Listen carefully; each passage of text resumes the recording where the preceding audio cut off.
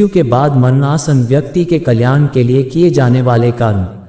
श्री कृष्ण ने गरुड़ जी से पुत्र की महिमा बताते हुए कहा था, अगर मनुष्य को मोक्ष की प्राप्ति नहीं होती है तो उसका पुत्र उसका नरक से उद्धार कर सकता है।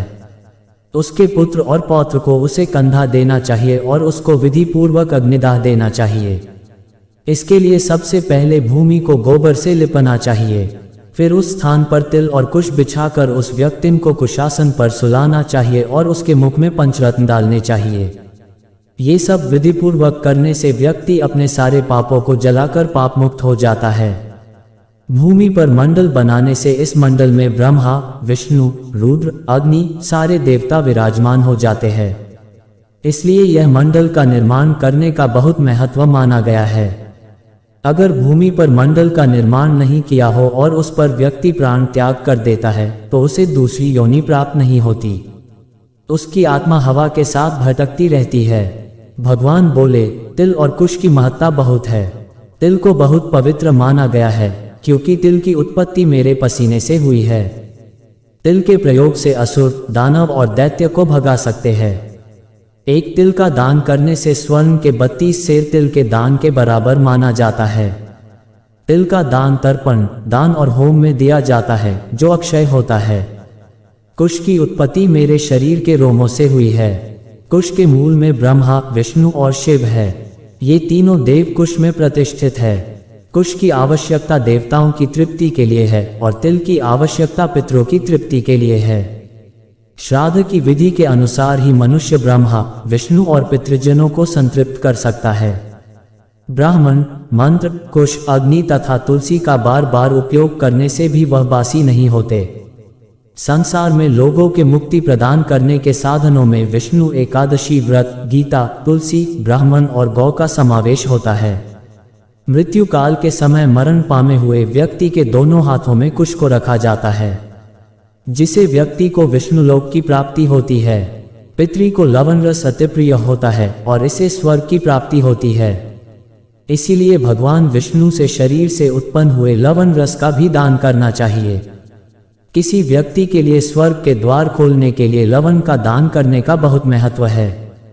उसके पास तुलसी का वृक्ष और शालग्राम की शिला को भी लाकर रखना चाहिए।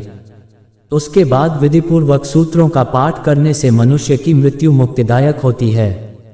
तत्पश्चात मरे हुए व्यक्ति के शरीर के विभिन्न स्थानों में सोने की शलाकाओं को रचने की विधि की जाती है, जिसमें एक शलाका मुख, एक शलाका नाक के दोनों छिद्रों, दो शलाकाएं नेत्र और कान और एक शलाका लिंग तथा एक शलाका उसके ब्रह्मांड में रखनी चाहिए।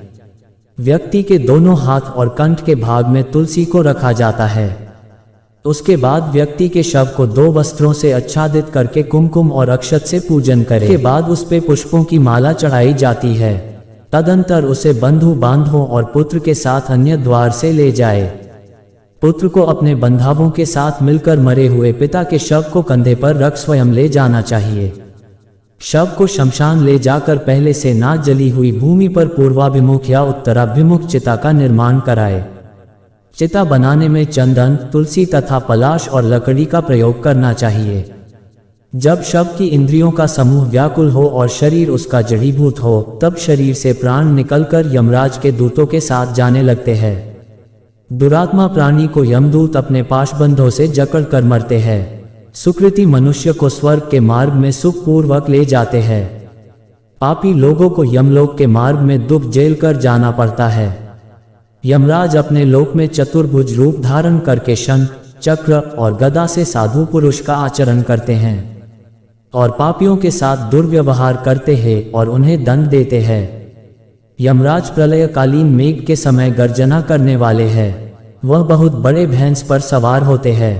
उनका स्वरूप अत्यंत भयंकर है और स्वभाव से महाक्रोधी है। यमराज का रूप भीमकाय है और वह अपने हाथों में लोहे का दंड और पाश धारण करते हैं। पापी लोग उनके मुख तथा नेत्रों को देखने से ही डर जाते हैं। प्राणों से मुक्त चेष्टाहीन शरीर को देखने से मन में घृणा उत्पन्न होती है। वह तुरंत ही अस्पृश्य तथा दुर्गंधयुक्त होकर सभी प्रकार से निंदित हो जाता है। शरीर अंत में राख में परिवर्तित हो जाता है। शरीर क्षण भर में विध्वंस हो जाता है। ऐसे शरीर से उत्पन्न होने वाले चित्त का दान, आदरपूर्वक वाणी, कीर्ति, धर्म, आयु और परोपकार ही सारभूत है। यमदूत प्राणी को यमलोक के मार्ग में अत्यंत भय दिखाते हैं और डांट कर कहते हैं कि तुझे यमराज के घर जाना है और जल्द ही तुम नरक में पहुंचोगे। पापी उस समय ऐसी वाणी सुनते हुए और अपने बंधुओं का रुदन सुनते हुए विलाप करता हुआ यमलोक पहुंचता है।